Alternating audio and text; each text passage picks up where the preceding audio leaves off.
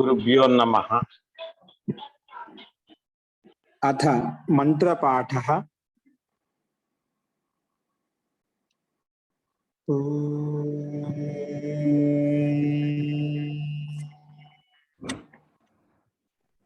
सहनाववतु सहनौ भुनक्तु सह वीर्यं करवावहै तेजस्विनावधीतमस्तु मा विद्विषावहै। ओम शांति शांति शांति। सर्वेभ्यो नमः। अंदरिकी नमस्कारम अंडी। నిన్న మనము అభ్యాసం 26లో కర్తృవాచ్యము, కర్మవాచ్యము, భావవాచ్యము చెప్పుకున్నాము. ఎందుకంటే సంస్కృతంలో మనం వాక్య నిర్మాణం చేసేటప్పుడు ఈ మూడు వాచ్యాలను ఏదో ఒక వాచ్యంలో ఏదో కర్తరి ప్రయోగం కానీ, కర్మని ప్రయోగం కానీ, భావ ప్రయోగం కానీ ఏదో ఒక ప్రయోగంలో ఉంటుంది. వీటిని వాచ్యాలు అంటాం.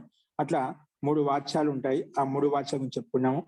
అందులో కర్తృవాచ్యం అంటే కర్తృవాచ్యంలో అంటే కర్తరి ప్రయోగంలో వాక్యం రాసేటప్పుడు కర్త అనేది ప్రధానంగా ఉంటుందని చెప్పాం. ఆ కర్తరి వాచ్యంలో వాక్యం రాసేటప్పుడు విభక్తి ఏ రకంగా ఉంటుందంటే కర్త అనేది ప్రథమ విభక్తిలో ఉంటుంది, కర్మ ఎల్లప్పుడూ ద్వితీయ విభక్తిలో ఉంటుంది, క్రియాపదం మాత్రం కర్తను అనుసరించి ఉంటుందని చెప్పుకున్నాము. అదేవిధంగా కర్మవాచ్యంలో కర్మ అనేది ప్రధానంగా ఉంటుంది. ఈ కర్మవాచ్యంలో వాక్యం రాసేటప్పుడు కర్త అనేది తృతీయ విభక్తిలో ఉంటుంది, కర్త అనేది తృతీయ విభక్తిలో ఉంటుంది, కర్మ అనేది ప్రథమ విభక్తిలో ఉంటుంది, కర్మ అనేది ప్రథమ విభక్తిలో ఉంటుంది, క్రియాపదం మాత్రం కర్మను అనుసరించే ఉంటుంది. కర్మ స్త్రీలింగం అయితే క్రియాపదం స్త్రీలింగం, కర్మ ఏకవచనం క్రియాపదం ఏకవచనం, అలా కర్మని బట్టి మారుతూ ఉంటుంది. కర్మానుసారంగా క్రియాపదం మారుతూ ఉంటుంది. అందుకే కర్మను అనుసరించి క్రియాపదం ఉంటుంది. ఇంకా అది ఆ క్రియాపదం ఎల్లప్పుడూ ఆత్మనే పదంలోనే ఉంటుందని చెప్పాం. ఎల్లప్పుడూ కర్మవాచ్యంలో క్రియాపదం ఆత్మనే పదంలోనే ఉంటుంది. అదొకటి ముఖ్యం గుర్తుపెట్టుకోవాల్సింది. ఇది మనకు నియమం. అదేవిధంగా భావవాచ్యంలో భావం ప్రధానంగా ఉంటుంది. అంటే ధాతు యొక్క అర్థం ప్రధానంగా ఉంటుంది. ధాతు యొక్క అర్థం ప్రధానంగా దాన్ని భావం అంటాం. ధాత్వర్థో వాచ్యో భావ, ధాతు యొక్క అర్థాన్నే భావం అంటాం. కాబట్టి భావవాచ్యంలో వాక్య రాష్ట్ర భావం ప్రధానంగా ఉంటుంది. అప్పుడు భావవాచ్యంలో వాక్య రాష్ట్ర నియమం ఏ రకంగా ఉంటుందంటే ఇక్కడ కూడా కర్త అనేది తృతీయ విభక్తిలో ఉంటుంది. ఇక్కడ కర్మ ఉండదు. భావవాచ్యం ఎప్పుడు కూడా కర్మ ఉండదు. క్రియాపదం మటుకు ఎల్లప్పుడు ప్రథమ పురుషం ఏకవచనంలోనే ఉంటుంది. ప్రథమ ఏకవచనంలో ఆత్మనేపదంలో ఉంటుంది. ప్రథమ పురుషం ఏకవచనంలో ఉంటుంది, అది పదస్పదంలో ఉంటుంది, ఆత్మనేపదంలో ఉంటుంది, ఆత్మనేపదంలోనే ఉంటుంది. ఇది మనం కర్తృవాచ్యం, కర్మవాచ్యం, భావవాచ్యం చెప్పాను. కానీ ధాతులు 2 రకాల ధాతులు, సకర్మక ధాతులు, అకర్మక ధాతులు. ఎక్కడైతే ఏ ధాతువులకైతే కర్మ ఉంటుందో వాటిని సకర్మక ధాతులు అని చెప్పాను. ఏ ధాతువులకైతే కర్మ ఉండదో దాన్ని అకర్మక ధాతులు అని చెప్పాను. ఈ సకర్మక ధాతులతో కూడా వాక్యాలు 2 రకాల వాక్యాలు రాయొచ్చు. సకర్మక ధాతులతో కర్తృవాచ్యము, కర్మవాచ్యంలో వాక్యం రాయొచ్చు. సకర్మక ధాతులతోటి కర్తృవాచ్యంలో వాక్యం రాయొచ్చు, కర్మవాచ్యంలో కూడా వాక్యం రాయొచ్చు. కానీ అకర్మక ధాతుల్లో కర్తృవాచ్యంలో భావవాచ్యంలో వస్తుంది. అకర్మక ధాతులతోటి కర్తృవాచ్యంలో భావవాచ్యంలో వాక్యం ఉంటుందని చెప్పుకున్నాము. అంటే అకర్మక ధాతుల్లో, ఎందుకంటే కర్తృవాచ్యంలో భావవాచ్యం వాక్యం కూడా కర్మ ఉండదు అన్నమాట భావవాచ్యంలో. కాబట్టి అకర్మక ధాతులు అంటే ఏ ధాతులకైతే కర్మ ఉండదో దాన్ని అకర్మక ధాతువులు అంటాము. ఏ ధాతులకైతే కర్మ ఉండదో వాటి అకర్మక ధాతులు. ఏ ధాతులకి కర్మ ఉంటుందో సకర్మక ధాతులు. అకర్మక అంటే ఏ రకంగా అంటే ఇప్పుడు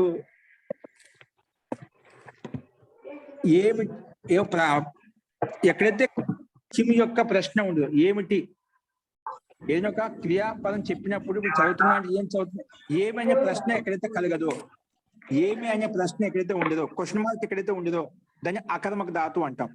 క్వశ్చన్ మార్క్ ఉండకూడదు. కాబట్టి ఆ రకం ఎక్కడైతే ఉంటుందని అకర్మక ధాతులు అంటాము. అకర్మక ధాతులు కొన్ని ప్రసిద్ధంగా ఏంటంటే మనం చూస్తూ ఉంటాం. ఏంటంటే లజ్జ, ఓ లజ్జి ధాతు అండి. లజ్జి అంటే లజ్జ ధాతు. ఇక సిగ్గుపడటం ఏం సిగ్గుపడుతున్నా అని చెప్పి అక్కడ ప్రశ్న ఉండదు అనమాట. అంటే ఆ సిగ్గుపడటంలో మనకు ఏమిటి అనేది ప్రశ్న కదా, క్వశ్చన్ మార్క్ ఉండదన్నమాట. అలాగే సత్తా ఏదైనా ఒక వస్తువు యొక్క సత్తా చూపిస్తున్న భూధాతు, ఇది కూడా అకర్మక ధాతువు అనమాట. దీంట్లో సత్తా చూపిస్తాం, ఏ సత్తా అని చెప్పి చెప్పాలి. ఆ వస్తువు మనకు పరిమాణం ఆ స్వరూపం చూడగానే తెలిసిపోతుంది, ఆ వస్తువు యొక్క సత్తా తెలిసిపోతుంది అనమాట. కాబట్టి అదేవిధంగా జ్ఞాన విషయంలో ఏ జ్ఞానం అని చెప్పి అక్కడ కూడా కర్మ అడిగామన్నమాట. జ్ఞాన విషయం విద్యను సంపాదించుకుంటాం, ఏ విద్యను సంపాదించుకుంటాను, ఆ విద్య అనేది జ్ఞానం అనేది మనకు యథార్థంగా ఉంటుంది. దాంట్లో యథార్థమైన జ్ఞానంలో 2 రకాలుగా ఉండవు మనకు. కాబట్టి ఇలా కొన్ని ధాతులు ఉంటాయి. ఇంకోటి భీ ధాతు, ఇది కూడా అకర్మక ధాతు. భీ ధాతు అనేది అకర్మక ధాతు. ఇందులో భయపడుతున్నాడు, ఏం భయపడుతున్నాడు ఇక్కడ క్వశ్చన్ మార్కే ఉండదు. అలాగే షీంగ్ ధాతు, నిద్రపోయే ధాతు.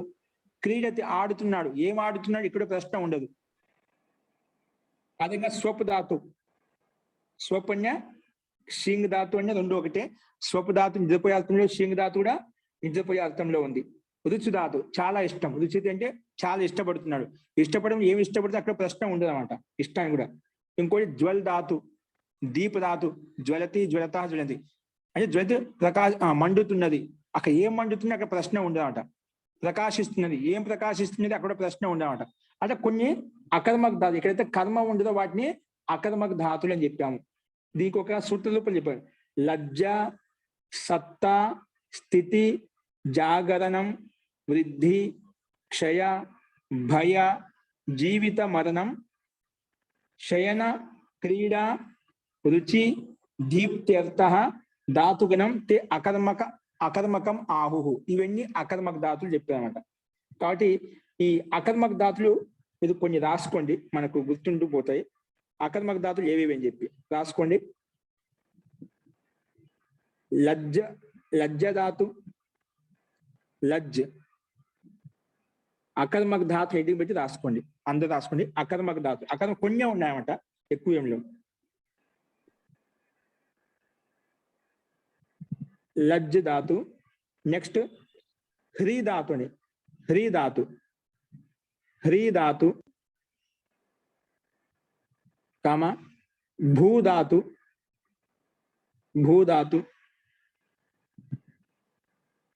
అస్ ధాతు,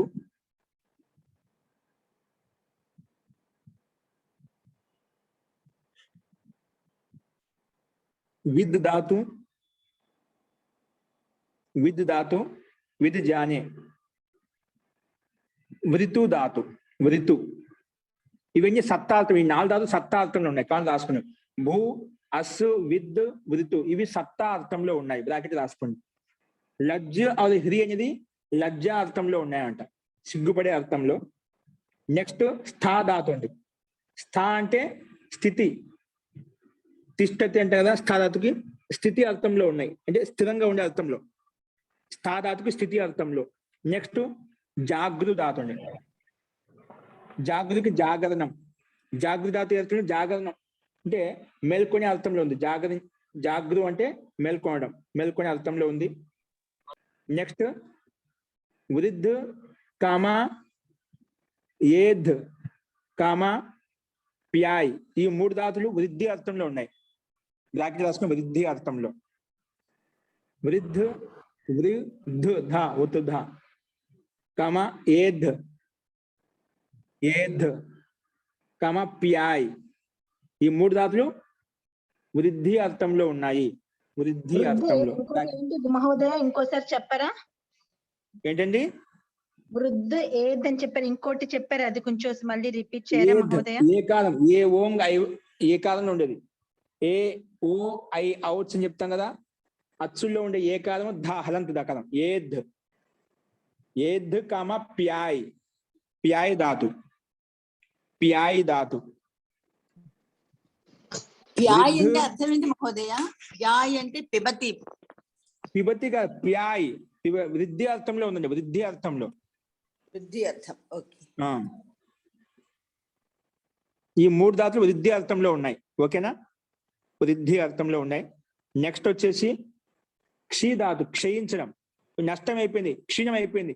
ఏం క్షీణం అయిపోయింది అంటే నష్టం స్పష్టంగా కనిపిస్తుంది. మళ్ళీ ఏం క్షీణం కావడం అంటే ఏమిటి? అక్కడ ప్రశ్న ఉండనమాట. అక్కడ ఎక్కితే క్వశ్చన్ మార్క్ ఉండదో దాన్ని అకర్మక ధాతు అంటాం. క్షీధాతు క్షయించడం, క్షయం కావడం, నాశనం అయ్యే అర్థంలో ఉంది. క్షయించే అర్థంలో పక్కనే రాసుకున్న బ్రాకెట్లు దాన్ని. నెక్స్ట్ భీ ధాతు భయపడే అర్థంలో, భయార్థంలో. భీ దీర్ఘీకారం, ఒత్తు భా దానికి దీర్ఘీకారం. భీ భయపడే అర్థంలో, భయపడే అర్థంలో ఉంది. ఇది మీరు ఇచ్చిన ఈ టెక్స్ట్ లో లేదు కదా గురువు గారు? ఇక్కడ లేవండి, కొన్ని అక్రమాలు ప్రసిద్ధంగా నేను చెప్తున్నాను వేరే చోట. రిపీట్ చేయరా? మళ్ళీ ఒకసారి రిపీట్ చేయరా గురువు గారు? లజ్జ ధాతు, హురు ధాతు లజ్జ అర్థంలో ఉన్నాయి. లజ్జ జాకి జావత్తు, లజ్జ హ్రీ బ్రాకెట్ లో లజ్జ అర్థంలో అంటే సిగ్గుపడే అర్థంలో, సిగ్గుపడే అర్థంలో. నెక్స్ట్ హృవా, హృవా హ్రీ, హ్రీ హకారానికి రకారం. హ్రీ ధాతు, హ్రీ హకారము, హకారంలో రావత్తు, దానికి దీర్ఘీకారం ఇస్తాం. హ్రీ ధాతు.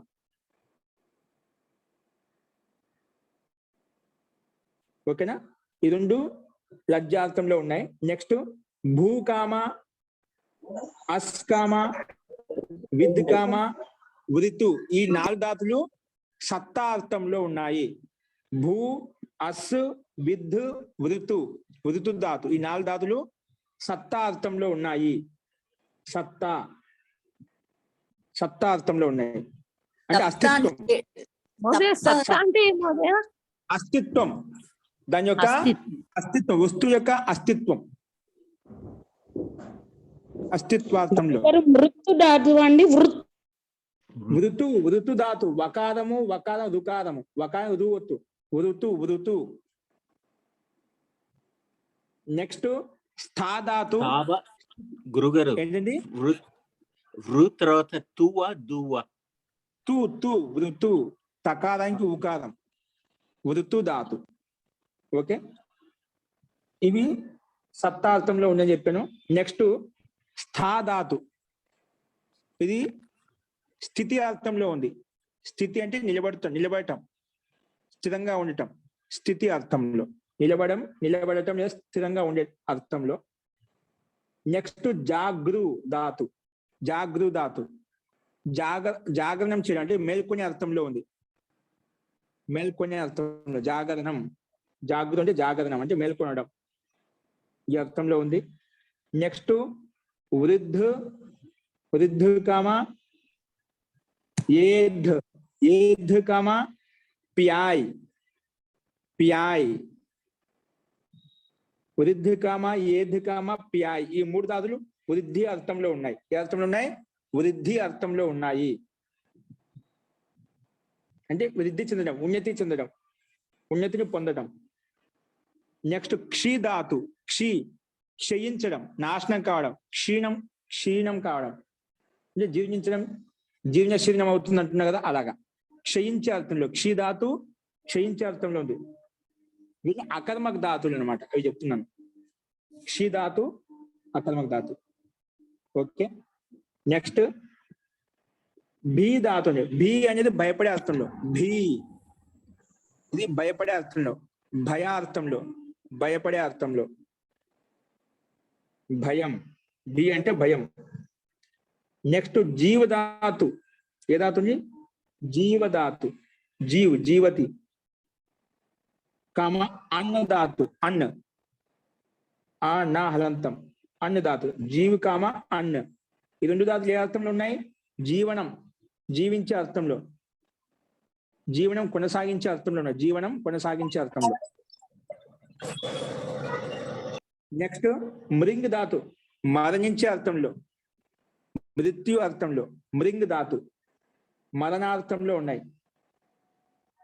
మృంగ్ ధాతు మరణించే అర్థంలో, మరణార్థంలో ఉన్నాయి. మహోదయ అదొకసారి రిపీట్ చేయరా? మరణ మృంగు ధాతు అండి. మాకి రూవత్తు, మృంగు ధాతు. మ్రియతే, మ్రియేతే, మ్రియంతే అలా నడుస్తాయి రూపాలు. మృంగు ధాతు. మృంగు ధాతు, మృంగు ధాతు. ఇది మరణార్థంలో, చనిపోయే అర్థంలో అంటే మృత్యు అర్థంలో ఉంది. నెక్స్ట్ శయన, నిద్రపోయే అర్థం. శయనం నిద్రపోయే అర్థం. ఏంటి ధాతులు? షీంగ్ కామ, షీంగ్ కామ స్వప్, స్వప్, స్వప్. ఇవి ఈ రెండు ధాతులు ఎక్కడ ఉన్నాయి? నిద్రపోయే అర్థంలో ఉన్నాయి, శయనార్థంలో ఉన్నాయి. నిద్రపోయే అర్థంలో, శయనం, శయనం అంటే నిద్రపోవడం, నిద్రపోయే అర్థంలో ఉన్నాయి. నెక్స్ట్ రుచి ధాతు అండి. రుచి ధాతు, రుచి ధాతు, రుచి ధాతు రుచి అర్థంలో ఉందండి. రుచి ధాతు అర్థం, రుచి ధాతు రుచి అర్థంలో ఉంది. రుచి ధాతు రుచి అర్థంలో ఉంది. నెక్స్ట్ దీప్తి, రాసుకో. దీప్ కామ జ్వల్ ధాతు, దీప్ కామ జ్వల్ ధాతు దీప్తి అర్థంలో, ప్రకాశించే అర్థంలో. దీప్ కామ జ్వల్ ధాతు, దీప్ ధాతు జ్వల్ ధాతు. ఈ రెండు దీప్తి అంటే ప్రకాశార్థంలో, దీప్తి అర్థం అంటే ప్రకాశార్థంలో. దీప్తి అంటే ప్రకాశం, ప్రకాశించే అర్థంలో, దాన్ని దీప్తి అంటాం హిందీలో. ఇవి మనకు అకర్మక ధాతులుండి. ఇది ఒక శ్లోక రూపంలో ఉంది, ఎందుకంటే ఎప్పుడైనా భవిష్యత్తులో ఉపయోగపడతాయని చెప్తున్నాను. రాసుకోండి. లజ్జ, ఇవన్నీ కలిపి ఒకసారి చెప్తున్నాను ఒక శ్లోక రూపంలో. కింద రాసుకోండి అవే. లజ్జ, సత్తా, చిన్న డాష్ పెట్టుకుని రాసుకున్నాడు. లజ్జాపై చిన్న డాష్ ఇచ్చి లైట్ గా. లజ్జ, సత్తా, సత్తా, స్థితి, స్థితి, జాగరణం. ప్రతి పదానికి చిన్న చిన్న డాష్ పెట్టుకున్నాడు. స్థితి పక్కన చిన్న డాష్, జాగరణం పక్కన చిన్న డాష్, వృద్ధి పక్కన అలాగా. లజ్జ, సత్తా, స్థితి, జాగరణం, జాగరణం, వృద్ధి, వృద్ధి, క్షయ, క్షయ, భయ. నెక్స్ట్ భయ, భయ, జీవిత, జీవిత, మరణం, మరణం, శయన, తర్వాత శయన. జీవిత మరణం అయిపోయిందండి. నెక్స్ట్ లైన్ రాసుకుని, నెక్స్ట్ లైన్ లో ఇది ఒక లైన్ అండి. అంటే శ్లోకంలో ఒక పాదం ఏంటి? లజ్జ, సత్తా, స్థితి, జాగరణం, వృద్ధి, క్షయ, భయ, జీవిత, మరణం. ఇది ఒక శ్లోకానికి ఒక లైన్ అన్నమాట, ఒక పాదం అంటాం. కింద రాసుకోండి మళ్ళీ. శయన, శయన, క్రీడ, క్రీడా, దాదిరిగా పెట్టుకో. క్రీడా, శయన, క్రీడా, రుచి, రుచి,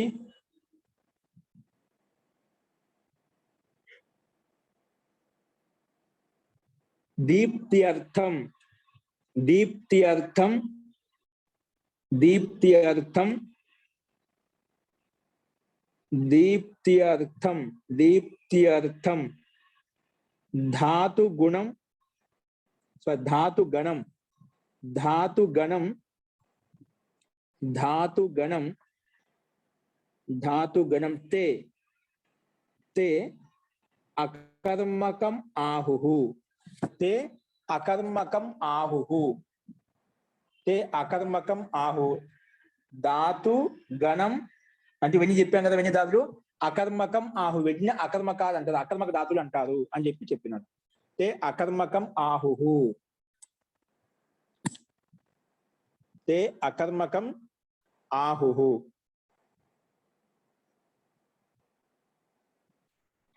ఓకే, ఇది మనకు శ్లోక రూపంలో గుర్తుపెట్టుకోవడానికి శ్లోక రూపంలో చెప్పాం. ఓకేనా? ఇవి అకర్మక ధాతులు అన్నమాట. అస్తు. ఇప్పుడు కింద మనం నియమం 100 చెప్పుకుంటున్నాం కదా, అందులోనే ఇదంతా నేను చెప్పినంత 1వ పాయింట్ కింద పెట్టి ఇదంతా. ఇప్పుడు 2వ పాయింట్ కింద రాసుకుని, ఇంకోటి రాసుకుని చెప్తాను. 2వ పాయింట్ 110 మహోదయ. ఆ నియమం 110లోనే నిన్న చెప్పినంత 3 వాక్యాలు 1వ పాయింట్ కింద పెట్టుకోండి. తర్వాత ఇప్పుడు చెప్పేది 2వ పాయింట్ కింద పెట్టి రాసుకోండి. 2వ కింద రాసుకోండి. 2వ పాయింట్ పెట్టి సార్వధాతుకే యక్, సార్వధాతుకే యక్ ఇది సూత్రం అండి. సార్వధాతుకే యక్ బ్రాకెట్లో పెట్టుకుని ఇది సూత్రం అండి.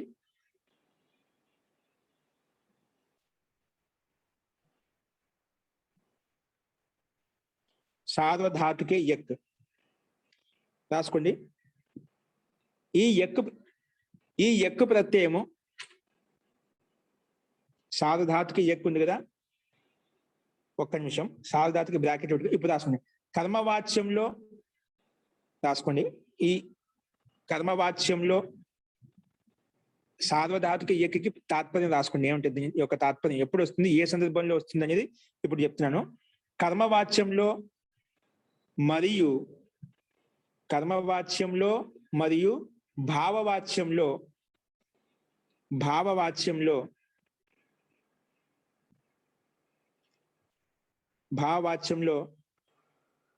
కర్మవాచ్యంలో మరియు భావవాచ్యంలో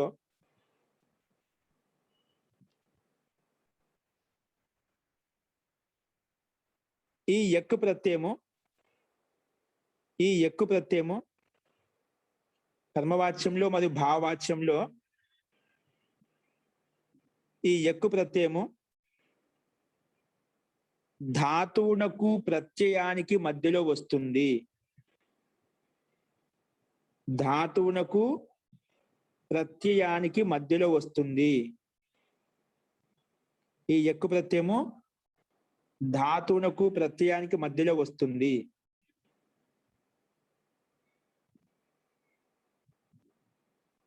ఈ యక్కు ప్రత్యయానికి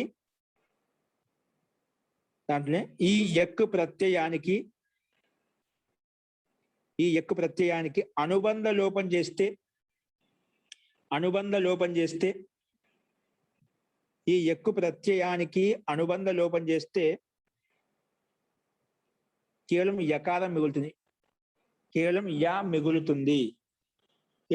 మిగులుతుంది. ఇంకా ధాతు రూపం అనేది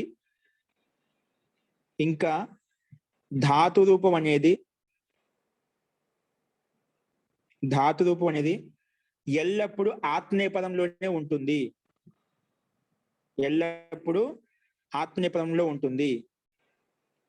ఇంకా ధాతు రూపం అనేది ఎల్లప్పుడూ ఆత్మనేపదంలో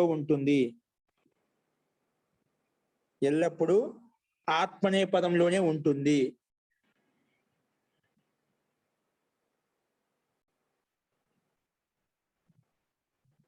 అంటే ఈ యక్ ప్రత్యయం అనేది ధాతునకు ప్రత్యయానికి మధ్యలో వచ్చి యక్ ప్రత్యయం అనేది ఎల్లప్పుడూ కర్మవాచ్యంలో వస్తుంది, భావవాచ్యంలో వస్తుందండి.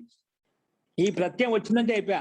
ధాతు రూపం ఎల్లప్పుడూ ఆత్మనేపదంలోనే ఉంటుంది, పరస్మ పదంలో ఉండదు. అందుకే ధాతు రూపం ఎల్లప్పుడూ ఆత్మనేపదంలోనే ఉంటుంది. కానీ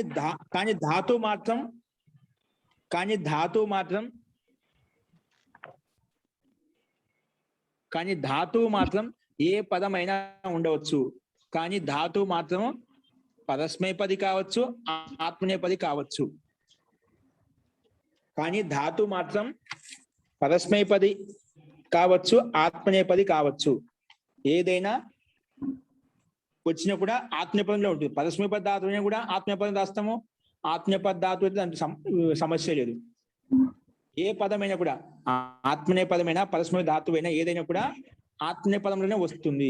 క్రియాపదం మాత్రము ఎప్పుడు కర్మవాచ్యంలో, భావవాచ్యంలో వాక్యం రాసేటప్పుడు. ఓకే, రాసేది కదా.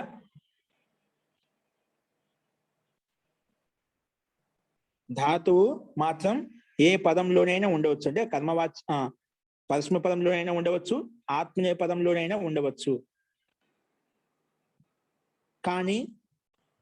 కానీ లిదుట్టు లకారంలో మాత్రం ఈ ప్రత్యయం రాదు.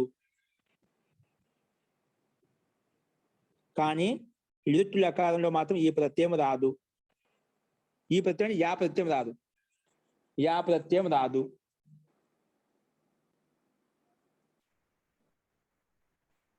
ఇంకా ధాతు ఇంకా ధాతువు తోటి ఈ యక్ ప్రత్యయం వచ్చినప్పుడు ఈ యక్ ప్రత్యయం వచ్చినప్పుడు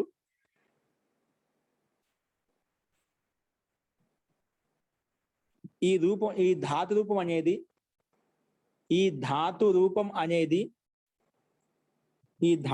అనేది ధాతువుతోటి యక్ ప్రత్యయం వచ్చినప్పుడు ఈ ధాతు రూపం అనేది సేవ్ ధాతుకి సమానంగా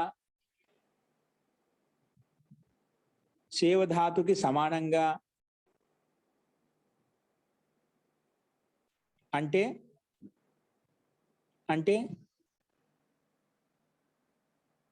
బ్రాకెట్ లో సేవ్యతే రాసుకోండి, బ్రాకెట్ లో సేవ్యతే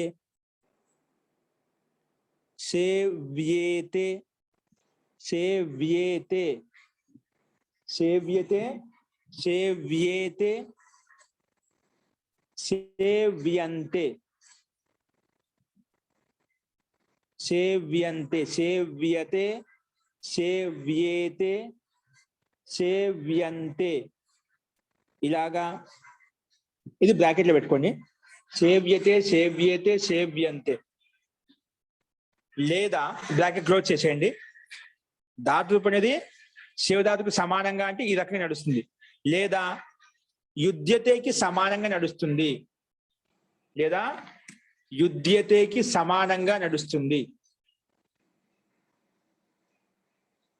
యుధ్యతే ధాతుకి సమానంగా, యుధ్యతే ధాతుకి సమానంగా నడుస్తుంది.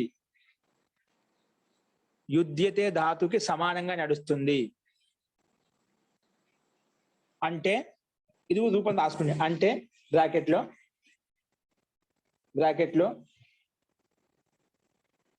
యుధ్యతే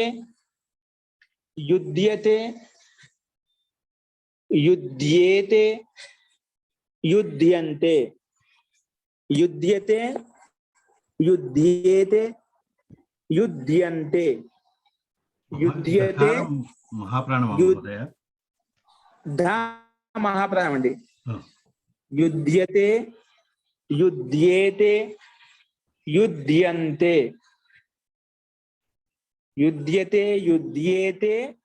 యుధ్యంతే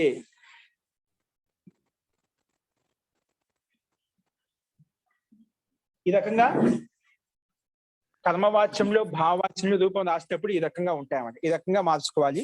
ఈ యుధ్యతే ధాతుకు రూపం ఎలా నడుస్తుంది, సేవ్యతే ధాతుకి ఎలా నడుస్తుంది అనేది మనం ఒకటి రాస్తే రెండిట్లో మిగిలిన ధాతు రూపం రాయొచ్చు మనము.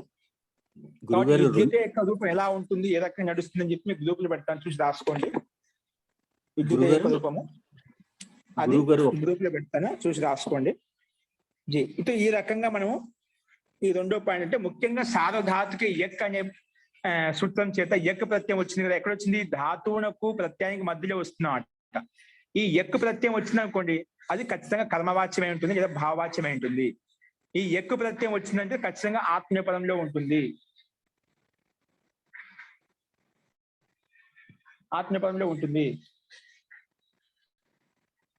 కాబట్టి ఇప్పుడు కర్మవాచ్యంలో భావవాచ్యం వచ్చినప్పుడు దీని ఆత్మీయపదంలో మాత్రమే ఈ రకంగా రూపం నడుస్తుందని చూశాము. ఇప్పుడు దీనికి సంబంధించి కర్మవాచ్యానికి భావవాచ్యానికి సంబంధించి మనకు ఇప్పుడు ఉదాహరణ చెప్తేనే మనకు స్పష్టమవుతుంది. ఉదాహరణ రాసుకోండి, సంస్కృత వాక్యాలు రాసుకోండి. ఈ 115 నియమాన్ని ఉపయోగించి ఇప్పుడు మనం ఉదాహరణ చూస్తే దాన్ని బట్టి మనకు అర్థమవుతుందండి.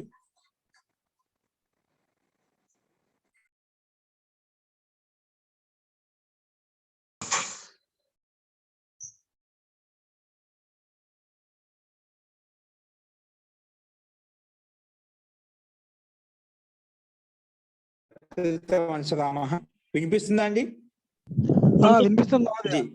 ఇప్పుడు ఈ 115 నియమానికి సంబంధించి కర్మవాచ్యం భావవాచ్యం సంబంధించి ఉదాహరణ ఏ రకంగా ఉంటాయనేది ఇప్పుడు రాసుకోండి. ఉదాహరణ వాక్యం రాసుకోండి, అవి మీకు స్క్రీన్ మీద కూడా కనిపిస్తుంది. నీట్ గా రాసుకోండి, ఇప్పుడు స్పష్టం అవుతుంది. రాసుకోండి. కర్మవాచ్యంలో భావవాచ్యంలో ఉదాహరణ ఎలా ఉంటాం అని చెప్పి నియమం ప్రకారంగా ఏ రకంగా ఉంటాయని చూద్దాం. ఇప్పుడు రాసుకోండి. మొట్టమొదటి వాక్యం నీట్ గా రాసుకోండి. ఇవి ఎంత నీట్గా ఉంటే వాక్యాలు అంత నీట్గా మనం రాయడం సులభం అవుతుంది. మనకు నియమం సిద్ధాంతం తెలుసు కాబట్టి దాని ప్రకారం మార్చుకోవడమే. మొట్టమొదటి వాక్యం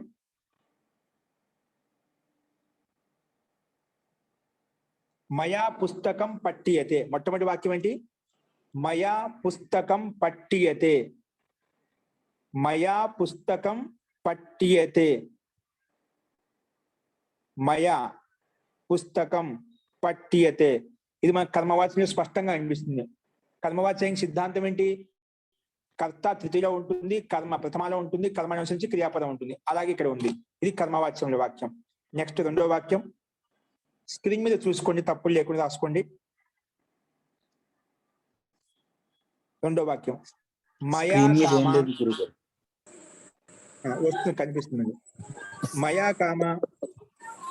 రెండో వాక్యం మయా కామ త్వయా కామ.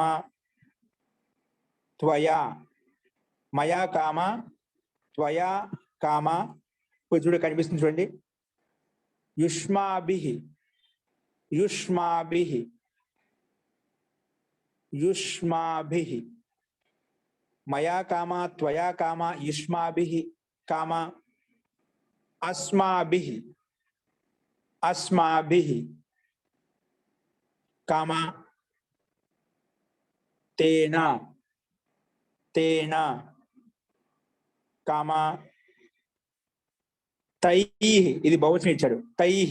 ఇవన్నీ తృతీయ భక్తిలో ఉన్నాయి. భిన్న భిన్నంగా అన్ని మామూలుగా భిన్న భిన్నంగా వాక్యం తయారవుతుంది, కానీ అన్ని ఒకే చోట చూపించామట. తైః కామ వా. వా అంటే లేదా, అంటే మయా వా దాని పక్క రాసుకోండి. తైః వా. వా అంటే లేదా అని అర్థం. గృహం గమ్యతే. గృహం గమ్యతే. గృహం గమ్యతే. గృహం గమ్యతే అంటే మయా మయా గృహం గమ్యతే, లేదా త్వయా గృహం గమ్యతే, లేదా యుష్మాభిః గృహం గమ్యతే, లేదా అస్మాభిః గృహం గమ్యతే, లేదా తేన గృహం గమ్యతే, లేదా తైః గృహం గమ్యతే. అలా భిన్న భిన్న వాక్యాలు ఉండాలి. కాకపోతే వాని పెట్టేసి మనకు అన్ని ఒకే చోట ఇచ్చాడు, కానీ మనం అర్థం దాన్ని చేసుకోవచ్చు ఈ రకంగా అని చెప్పి. ఓకేనా? అస్తు. దీన్ని తెలుగులో రాసుకోవాలి మనం ఎలాగనే వాక్యము. నెక్స్ట్ రాసుకోండి మూడో వాక్యం. ఇది కూడా కర్మవాచ్యంలో ఉందా, భావవాచ్యంలో ఉందా? ఇది కూడా కర్మవాచ్యంలో ఉంది. కర్మ కనిపిస్తుంది, గృహం అనే కర్మ కనిపిస్తుంది మనకు. ఇది కర్మవాచ్యమే. కర్మ ఎక్కడైతే కనిపిస్తుందో అది ఖచ్చితంగా కర్మవాచ్యం ఉంటుంది. ఎక్కడైతే కర్మ ఉండదో అది భావవాచ్యము. ఓకేనా? నెక్స్ట్ మూడో వాక్యం రాసుకోండి. మయా ఫలం ఖాద్యతే. మయా ఫలం ఖాద్యతే కామ. అందులోనే మయా ఫలం. మయా ఫలే మయా ఫలే ఖాద్యేతే. ఇక్కడ కర్మని మార్చాడు. మయా ఫలే ఖాద్యేతే. మయా ఫలం మయా ఫలే మయా ఫలే ఖాద్యేతే. తెలుగు కర్మను ద్వివచనం పెట్టాడు. మయా ఫలం ఖాద్యేతే. కాబట్టి కర్మానుసారంగా ఇక్కడ క్రియాపదంలో ఖాద్యేతే వచ్చిందన్నమాట. కర్మవాచ్యంలో కర్మ ప్రథమ విభక్తిలో ఉంటుంది, కర్మానుసారం క్రియాపదం మారుతుంది. ఇప్పుడు కర్మలో పదం ద్వివచనంలో ఉంది కాబట్టి క్రియాపదం ఖాద్యేతే ద్వివచనంలో వచ్చిందన్నమాట. ఇది కూడా కర్మవాచ్యం అనమాట. వస్తుంది. అందులోనే కామ పెట్టేసి మళ్ళీ మయా ఫలాని ఖాద్యంతే. మయా ఫలాని ఖాద్యంతే. మయా ఫలాని ఖాద్యంతే. మయా ఫలాని ఖాద్యంతే. ఓకే అండి. నెక్స్ట్ వాక్యం చూసుకోండి. నాలుగో వాక్యం జనకేన. జనకేన. జనకేన బాలః దృశ్యతే. జనకేన బాలః అంటే బాలకః అని అర్థం. బాలః అంటే బాలకః. దృశ్యతే. దృశ్యతే కామ. అందుకే బాలౌ దృశ్యేతే. జనకేన బాలౌ దృశ్యతే అలా అర్థం చేసుకోవాలి. కాబట్టి మాటికి మన జనకేన శబ్దం రాకుండా దీంట్లోనే కామ పెట్టి ఇచ్చేసాడు అన్నమాట. బాలౌ దృశ్యేతే. కామా బాలాః దృశ్యంతే, బాలాః దృశ్యంతే. ఇక్కడ 3 వాక్యాలు తయారవుతాయి కాబట్టి అన్ని ఒకే చోట ఇచ్చాడు అనమాట. బాలాః దృశ్యంతే, జనకేన బాలః దృశ్యతే, లేదా జనకేన బాలౌ దృశ్యేతే, లేదా జనకేన బాలాః దృశ్యంతే. అలాగా 3 వాక్యాలు తయారవుతాయి మనకు. అస్తు, ఈ రకంగా అర్థం చేసుకోవాలి. నెక్స్ట్ వాక్యం రాసుకోండి. 5వ వాక్యం. 5వ వాక్యం తేన అత్ర భూయతే, భూయతే, తేన అత్ర భూయతే, తేన అత్ర భూయతే. ఇదే వాక్యం అండి. ఏ వాచ్యం? కర్తృవాచ్యమా, కర్మవాచ్యమా, భావవాచ్యమా? ఇది భావవాచ్యం. కర్మవాచ్యం. ఓకేనా? ఇది భావవాచ్యం. భావవాచ్యం మహోదయ, భావవాచ్యం. ఇది ఓకే అండి. నెక్స్ట్ రాసుకోండి. 6వ వాక్యం పుస్తకస్య కర్త్ర. మనం ఈ అభ్యాసంలో కర్తృ శబ్దం చెప్పాం కదా, దాని ఆ శబ్ద రూపాన్ని ఉపయోగించుడు వాక్యాలు చెప్తున్నారు ఇక్కడ. రాసుకోండి. పుస్తకస్య కర్త్ర, పుస్తకస్య కర్త్ర, కర్త్ర, కర్త్ర తృతీయ భక్తి ఏకవచనం ఇక్కడ. కర్త్ర లేఖః లిఖ్యతే, లేఖః లిఖ్యతే. ఇక్కడ లేఖో సంధి అయిపోయింది, సంధి వల్ల ఓకారం అయిపోతుంది. అందుకే స్పష్టత కోసం లేఖః చెప్పాను. లేదు సంధి చేసుకుని రాసుకోవచ్చు, లేఖో అయిపోతుంది. పుస్తకస్య కర్త్ర లేఖో లిఖ్యతే రాసుకుని ఇబ్బంది లేదు, కానీ అది విసర్గం ఉందని అర్థం చేసుకోండి. సంధి వల్ల అలాగైపోయింది. ఇది ప్రథమ విభక్తి ఏకవచనం లేఖః అనేది. ఇది కర్మవాచ్యంలో స్పష్టంగా ఉంది. కర్త్ర లేఖః లిఖ్యతే అని అర్థం. పుస్తకస్య కర్త్ర లేఖో లిఖ్యతే. నెక్స్ట్ కామ పెట్టేసి దాంట్లోనే శ్రోత్ర హస్యతే, శ్రోత్ర ఇది భావవాచ్యం మళ్ళా, ఎందుకంటే కర్మ లేదు కదా. శ్రోత్ర, శ్రోత్ర హస్యతే, శ్రోత్ర, శ్రోత్ర హస్యతే. కామ పెట్టేసి నెక్స్ట్ మళ్ళీ గంత్ర, గంత్ర, గంత్ర గ్రామో గమ్యతే, గంత్ర గ్రామో గమ్యతే, గంత్ర గ్రామో గమ్యతే. ఓకేనా? ఇది కర్మవాచ్యం మళ్ళా. గంత్ర గ్రామో గమ్యతే. గంత్ర తృతీయ విభక్తి, గ్రామ ప్రథమ విభక్తి. గ్రామం అంటే గ్రామ అని అర్థం. అక్కడ సంధి వల్ల ఓ అయిపోయింది. గమ్యతే. నెక్స్ట్ అందులో కామ పెట్టేసి అధ్యేతృభిః, అధ్యేతృభిః పాఠాః పఠ్యంతే, అధ్యేతృభిః పాఠాః పఠ్యంతే. ఇక్కడ కూడా కర్మవాచ్యమే మనకు. అధ్యేతృభిః పాఠాః పఠ్యంతే, అధ్యేతృభిః పాఠాః పఠ్యంతే, అధ్యేతృభిః పాఠాః పఠ్యంతే. నెక్స్ట్ వాక్యం దాంట్లోనే కామ పెట్టి రాసుకోండి. నప్త్ర, నపుత్ర భోజనం పచ్యేత, నప్త్ర భోజనం పచ్యేత. ఇవన్నీ కర్మవాచ్యం చూపిస్తున్నాడు. నప్త్ర భోజనం పచ్యేత, నప్త్ర భోజనం పచ్యేత. నెక్స్ట్ అందులోనే కామ పెట్టి రాసుకోండి. నెక్స్ట్ వాక్యం సవిత్ర, సవిత్ర అంటే సూర్యుడు. సవిత్ర అంటే సూర్యుడి ద్వారా. సవిత్ర భాస్యేత, భాస్యేత, సవిత్ర భాస్యేత, సవిత్ర భాస్యేత. కామ ద్రష్టృభిః, ద్రష్టృభిః, ద్రష్టృభిః, ద్రష్టృభిః ఛాత్రాః, ఛాత్రాః దృశ్యంతే, ద్రష్టృభిః ఛాత్రాః దృశ్యంతే, ద్రష్టృభిః ఛాత్రాః దృశ్యంతే. ఇది ఒక వాక్యం. నెక్స్ట్ కామ పెట్టి త్వష్ట్రా, మన శబ్దకోశంలో శబ్దాలను ఉపయోగించి వాక్యాలు మహోదయ చెప్తున్నాయి ఇక్కడ. మరొకసారి రిపీట్ చేయరు ప్లీజ్ దయచేసి. ద్రష్టృభిః, ద్రష్టృ స్క్రీన్ మీద చూసుకోండి. ద్రష్టృ టకారానికి రూపొత్తండి. ద్రష్టృభిః ఛాత్రాః దృశ్యంతే, ఛాత్రాః దృశ్యంతే. కామ త్వష్ట్రా. నెక్స్ట్ వాక్యం త్వష్ట్రా, త్వష్ట్రా. ధాత్రా, ధాత్రా, విధాత్రా చ. అవన్నీ చెప్తున్నారు శబ్దకోశంలో. శబ్దకోశాన్ని గమనించి రాయండి. ధాత్రా విధాత్రా చ, ధాత్రా విధాత్రా చ. జగత్ రుచ్యతే, జగత్ రుచ్యతే, జగత్ రుచ్యతే.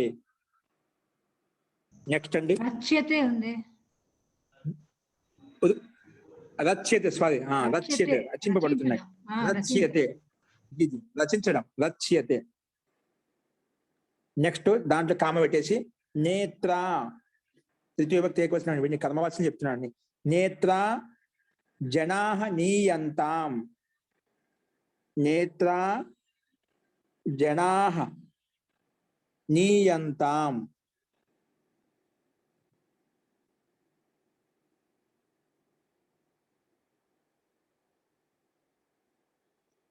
నేత్ర జనాః నీయంతాం, నేత్ర జనాః నీయంతాం.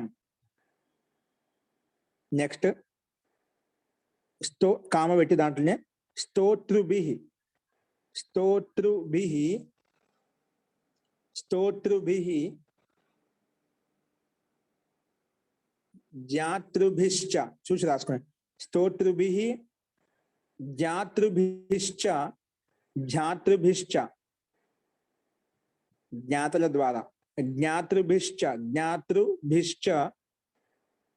దాతా సేవ్యతే, దాతా సేవ్యతే, దాతా సేవ్యతే. ద్వేష్టా, ద్వేష్టా, ద్వేష్టా త్యజ్యతే, ద్వేష్టా త్యజ్యతే, ద్వేష్టా త్యజ్యతే, ద్వేష్టా త్యజ్యతే. ఇది మళ్ళా మధ్యలో భావవాచ్యం వచ్చింది. ద్వేష్టా త్యజ్యతే, కర్మజది ఇక్కడ. ద్వేష్టా త్యజ్యతే. ద్వేష్ట Next అంటే కామ ఏంటి? ఆ? ద్వేషించేవాడు, ద్వేషించేవాడు. జీ భోక్తృభిః, దాంట్లోనే భోక్తృభిః, భోక్తృభిః భోజనం పచ్యతే, భోక్తృభిః భోజనం పచ్యతే, భోక్తృభిః, భోక్తృభిః భోజనం పచ్యతే, భోక్తృభిః భోజనం పచ్యతే, భోక్తృభిః భోజనం పచ్యతే. ఇక్కడ మన కర్మవాచ్యం వచ్చింది. భోక్తృభిః భోజనం పచ్యతే లేదా ఖాద్యతే చ, ఖాద్యతే చ లేదా పెట్టుకోవాల్సిన వచ్చే ఆ పదం పక్కన వచ్చింది కానీ ఖాద్యతే చ, పచ్యతే ఖాద్యతే చ లేదా కాదు ఇంకా. పచ్యతే వండే అర్థంలో, ఖాద్య తినే అర్థంలో. ఖాద్యతే చ, ఖాద్యతే చ. భోక్తృభిః భోజనం పచ్యతే ఖాద్యతే చ, ఖాద్యతే చ. నెక్స్ట్ అండి 7వ వాక్యం. బాలకః, బాలకః ఉచ్చైః రోదితి, బాలకః ఇది సామాన్య వాక్యం అండి, కర్మవాచ్యం కాదు, భావవాచ్యం కాదు, సామాన్య కర్తృవాచ్యంలో ఉంది. బాలకః ఉచ్చైః రోదితి, ఉచ్చైః రోదితి, కామ అందులోనే అరోదీత్, అరోదీత్, అరోదీత్. నెక్స్ట్ కామ పెట్టి రోదితు, రోదితు, కామ రుద్యాత్, రుద్యాత్, రుద్యాత్, కామ రోదిష్యతి, రోదిష్యతి, రుద్యాత్, కామ రోదిష్యతి.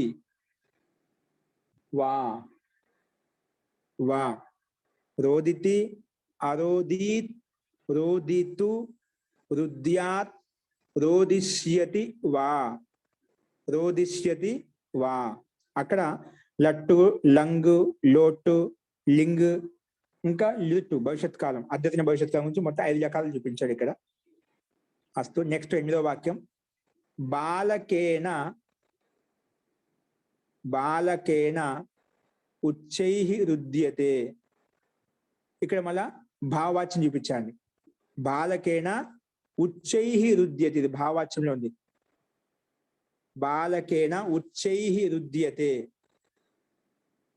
బాలకేన ఉచ్చైః రుద్యతే, బాలకేన ఉచ్చైః రుద్యతే, కామ అరుద్యత అందులోనే అరుద్యత, అరుద్యత లంగ్లకారం, కామ రుద్యతాం, రుద్యతాం, రుద్యతాం, కామ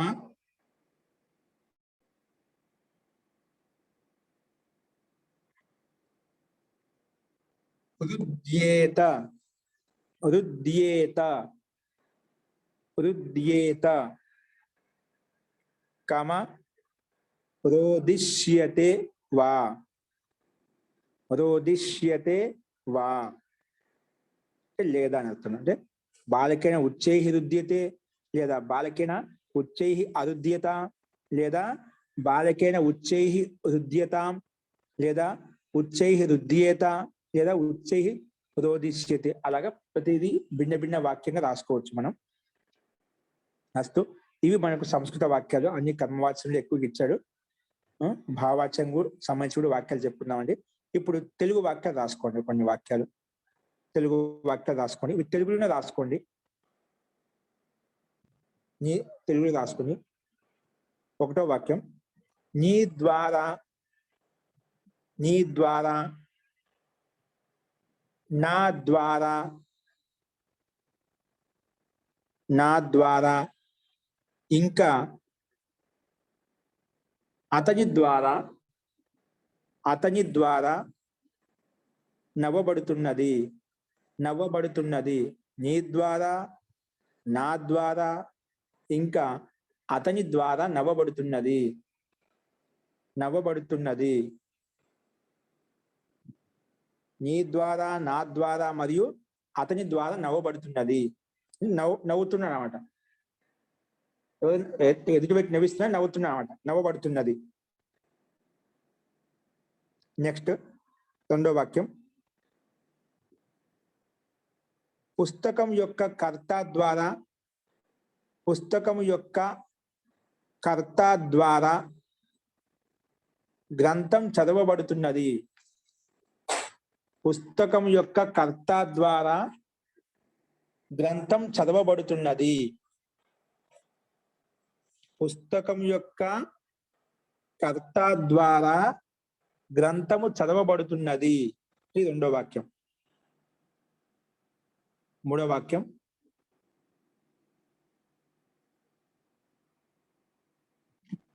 ధనం యొక్క హర్త, ధనంని హరించేవాడి ద్వారా, ధనాన్ని అంటే ధనం యొక్క హర్త, ధనాన్ని హరించేవాడి ద్వారా, ధనాన్ని హరించేవాడి ద్వారా ధనము తీసుకెళ్ళబడుతున్నది. ధనాన్ని హరించే వాడి ద్వారా ధనము తీసుకెళ్ళబడుతున్నది. ధనాన్ని హరించే వాడి ద్వారా ధనము తీసుకెళ్ళబడుతున్నది. ధనస్య హర్త. ధనాన్ని హరించే వాడి ద్వారా ధనము తీసుకెళ్ళబడుతున్నది.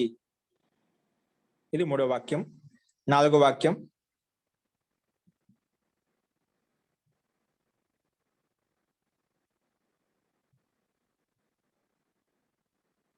భారాన్ని మోసేవాడి ద్వారా లేదా భారాన్ని ధరించేవాడి ద్వారా, భారాన్ని ధరించేవాడి ద్వారా అంటే మోసేవాడి ద్వారా భారము ఇక్కడకు తీసుకురాబడుతున్నది. ఇక్కడకు తీసుకుని రాబడుతున్నది. భారాన్ని ధారణ చేసేవాడి ద్వారా భారము ఇక్కడకు తీసుకొని రాబడుతున్నది. భారాన్ని మోసేవాడి ద్వారా భారము ఇక్కడకు తీసుకొని రాబడుతున్నది. ఇవన్నీ కర్మవాచనలు ఉన్నాయండి. ఇక్కడకు తీసుకొని రాబడుతున్నది. నెక్స్ట్ 5వ వాక్యం. శ్రోతల ద్వారా నవ్వబడుతున్నది. ఇది మన భావవాచ్యం. శ్రోతల ద్వారా శ్రోతల ద్వారా అని చెప్పాను. ఒకరు కాదు, ఇద్దరు కాదు, ముగ్గురు. అది ముగ్గురు కావచ్చు, ఎంతమంది కావచ్చు. శ్రోతల ద్వారా నవ్వబడుతున్నది. శ్రోతల ద్వారా నవ్వబడుతున్నది. ఇది భావవాచ్యంలో ఉంది. అస్తు. నెక్స్ట్ 6వ వాక్యం. వక్త ద్వారా భాషణం ఇవ్వబడుతున్నది. వక్త ద్వారా అంటే ఉపదేశకుడి ద్వారా, వక్త ద్వారా లేదా ఉపదేశకుడి ద్వారా భాషణం ఇవ్వబడుతున్నది. వక్త అని చెప్పేవాడు. వక్త ద్వారా భాషణం ఇవ్వబడుతున్నది. వక్త ద్వారా భాషణం ఇవ్వబడుతున్నది. నెక్స్ట్ మనువడి ద్వారా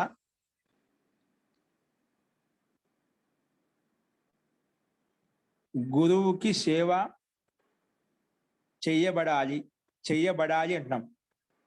మనువడి ద్వారా గురువు సేవించబడాలి. మనవడి ద్వారా గురువు సేవించబడాలి. నప్త్రా వస్తుంది. నప్త్రా.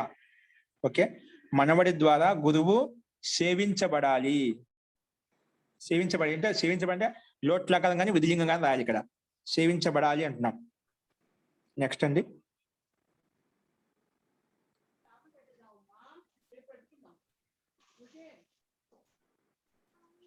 ఎనిమిదవ వాక్యం. సూర్యుడు ద్వారా తపించబడాలి. సూర్యుడు ద్వారా తపించబడాలి. సూర్యుడు ద్వారా తపించబడాలి. సూర్యుడు ద్వారా తపించబడాలి.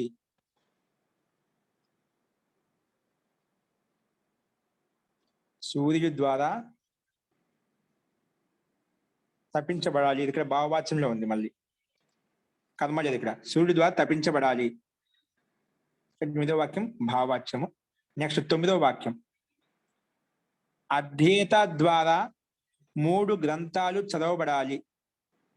వీని విధిలింగం చెప్తున్నాను. విధిలింగం కానీ లోట్లకారంగా రాయండి. విధిలింగం లేదా లోట్లకారం.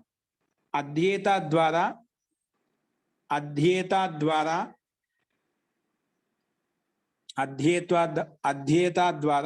3 గ్రంథాలు చదవబడాలి.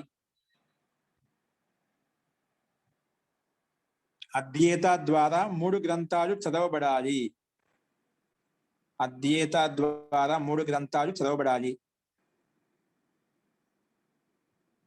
3 గ్రంథాలు చదవబడాలి. నెక్స్ట్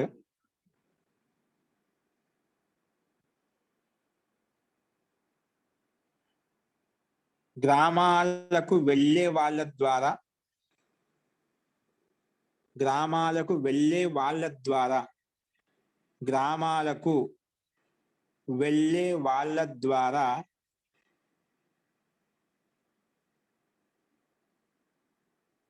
గ్రామాలకు వెళ్ళే వాళ్ళ ద్వారా గ్రామాలకు వెళ్ళబడాలి. గ్రామాలకు వెళ్ళే వాళ్ళ ద్వారా గ్రామాలకు వెళ్ళబడాలి. గ్రామాలకు వెళ్ళే వాళ్ళ ద్వారా గ్రామాలకు వెళ్ళబడాలి. గ్రామాలకు వెళ్ళే వాళ్ళ ద్వారా గ్రామాలకు వెళ్ళబడాలి.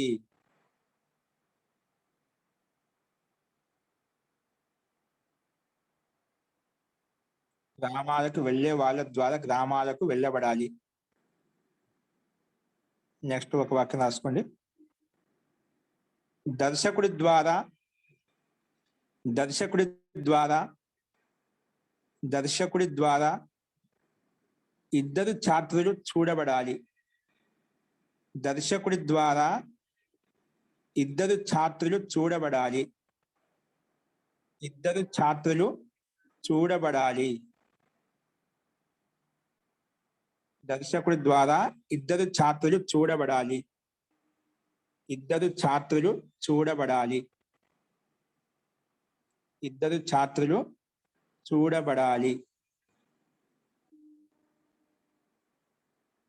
అంతిమ ఒక వాక్యం ఉందండి, తర్వాత లకారాలు వస్తాయి, రాసుకోండి. నగరంలో, అంతిమ వాక్యం, నగరంలో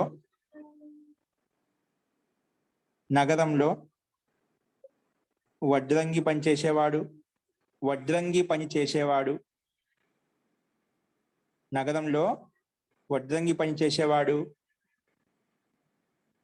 నాయకుడు, నెక్స్ట్ నాయకుడు, ఇంకా దాత దానం చేసేవాడు, నాయకుడు, ఇంకా దానం చేసేవాడు. కామ పెట్టుకుంటూ రాస్తూ ఉండండి. నగరంలో వడ్రంగి పని చేసేవాడు, నాయకుడు, దానం చేసేవాడు, తర్వాత దర్శకుడు కామ, వినేవాడు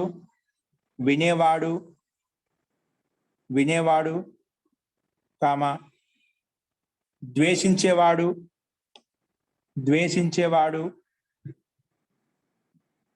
కామ,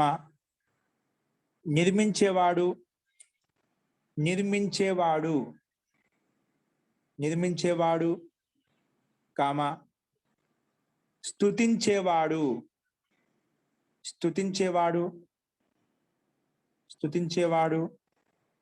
కామ, ఉపభోగం చేసేవాడు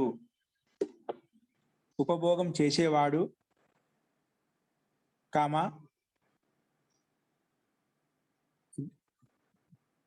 జ్ఞానం కలిగిన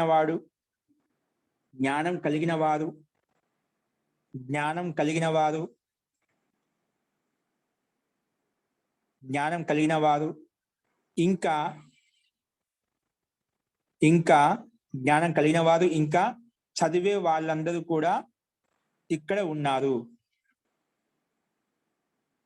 జ్ఞానం కలిగిన వారు ఇంకా చదివే వాళ్ళందరూ కూడా ఇక్కడ ఉన్నారు. ఇది మనకు వాక్యం అండి. ఇవన్నీ కూడా మన శబ్దకోశం, ఈ శబ్దాలను వచ్చేసే వాటిని చూసి రాయండి, ప్రయత్నించేయండి ప్రతి ఒక్కరు. మన శబ్దకోశంలో చెప్పినటువంటి శబ్దాలను ఉపయోగించే మనం వాక్యాలు చెప్పుకున్నాము. ఇంకా కర్మవాచ్యం ఎలా అయినా తెలుసు కదా, అన్ని కర్మవాచ్యంలో ఉన్నాయి. రేపు ఇక్కడ రుద్దుధాతును ఉపయోగించి మనకు 10 వాక్యాలు, తర్వాత కొన్ని భావవాచ్యంలో వాక్యాలు చూద్దాము. మిగిలిన అశుద్ధ వాక్యాలు కూడా ఉన్నాయి, అవి కూడా రేపు చూద్దామండి. అస్తు. ఏదైనా సందేహాలు ఉంటే మంత్రపాఠం అయిపోయిన తర్వాత అడగండి. మంత్రపాఠ.